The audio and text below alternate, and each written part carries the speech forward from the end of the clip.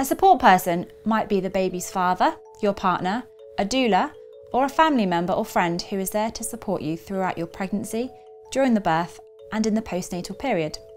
You can have more than one support person at your birth. There are lots of benefits to having a support person.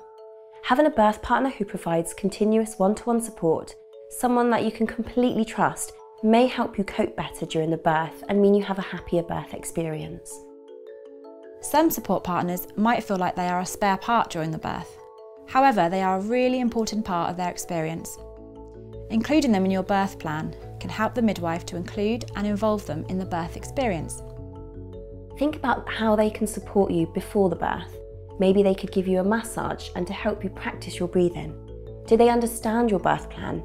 And are you happy for them to advocate for you once you're in labour?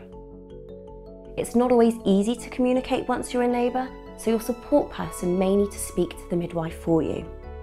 Can they offer you any emotional support before, during and after your birth? Once you're in labour, your support person can time your contractions so you know when you need to call the midwife. They should know where the hospital bag is and know the route to the hospital and which entrance to use. They can be in charge of bringing drinks and snacks, not just for you, but enough to keep them going too. Make sure you arrive with a charged phone and a phone charger. Think about once the baby is born. Do you want them to cut the cord?